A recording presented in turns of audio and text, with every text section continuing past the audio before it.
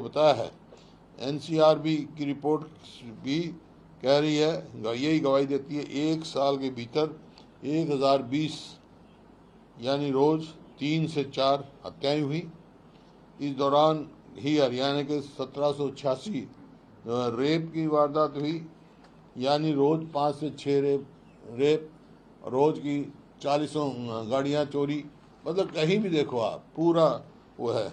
महिला के विरुद्ध में, महिलाओं के उसमें विरुद्ध में अपराध की बात की जाए तो एक साल के भीतर 16,743 केस सामने आए, यानी रोज 46 केस दर्ज हुए। 118.7 क्राइम रेट के साथ हरियाणा पूरे देश में पहले नंबर पर है। तो हाँ, तो प्रति व्यक्ति आय और निवेश में पहले नंबर पर था हरियाणा, और आज कहाँ पहुँच गया। फिरौती, धमकी और बदमाशों का इतना खौफ है कि इस बार शराब के आधे ठेकों को लिए तो ठेकेदार ने बोली तक नहीं लगाई। सरकार ने 21 जिलों के 300 ठेके थे, मैंने बताया, वहाँ बोली नहीं हुई। वो डेट निकालते बोली नहीं होती। ये परिस्थिति है। तो आज लोगों की सुरक्षा की जिम्मेवारी सरकार की होती है। तो ऐसा प्रतीत होता है हरियाणा में सरकार नाम की चीज़ ही नहीं है। बदमाश और ये जो है वही चला रहे हैं सब कुछ, वही सरकार, वही हरियाणा चला रहे हैं। उनकी मर्जी से, जब मर्जी से धमकी ले लो, जब मर्जी से फिरौती ले लो, जब मर्जी किसका कत्ल कर दो, कोई सुनवाई नहीं, कोई बात नहीं। तो ये परिस्थिति है आज आप सामने। क्या मांग क्या कर रहे हैं आप इस पर? मांग कर रहा हूँ कानून में तो दुरुस्त की जाए और बदमाशों से हरियाणा का पीछा छुड़ाया जाए, जैसे 2005 और 14 में छुट गया था। सर, मानसून सत्र विधानसभा का शुरू होगा तो कांग्रेस ये मुद्दा उठाएगी विधानसभा में? हाँ, उठाएगी, हर भाई उठाती है। कानून व्यवस्था का नंबर 1 मुद्दा होता, उठाएंगे। अभय सिंह चौटाला की आप बात कर रहे थे कि 2005 से पहले ऐसा क्राइम हुआ करता था। अब अभय चौटाला के को भी धमकी आई है, आपने हालांकि जिक्र करा है, उसको लेकर क्या कहेंगे? उनको भी धमकी आई है, कल ही मैंने पढ़ा। तो ये दर्शाता है कितनी कानून व्यवस्था लच्चर हो गई है हरियाणा में। सर, दूसरा विषय ईडी की छापेमारी और उससे जुड़ा हुआ है, जिसमें लगातार हम देख रहे हैं भूपेश बघेल के यहाँ पर भी छापेमारी हुई है। इसके अलावा रॉबर्ट वाड्रा पर चार्जशीट हुई है। इस मामले पर आप क्या कहेंगे?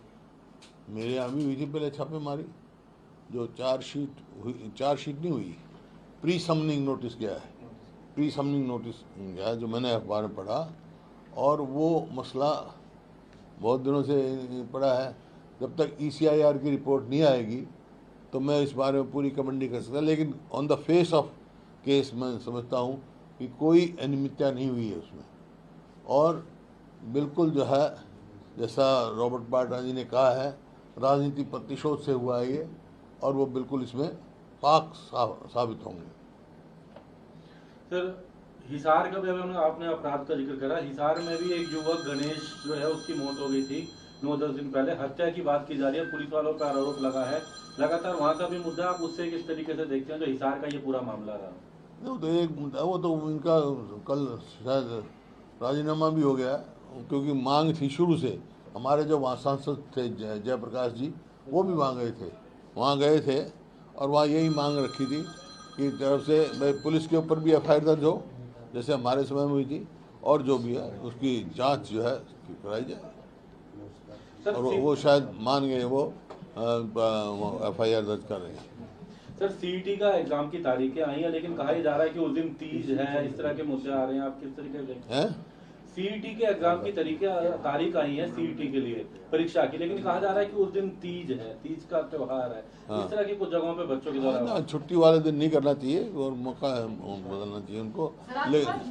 राहुल गांधी जी की तरफ से कहा गया है कि ईडी एक विच हंट कर रही है रॉबर्ट वाड्रा के अगेंस्ट, और अब हम ये भी देख रहे हैं कि भूपेश बघेल जी के सन को भी ईडी ने अरेस्ट कर लिया है। तो आप ये डेवलपमेंट कैसे देखते हैं?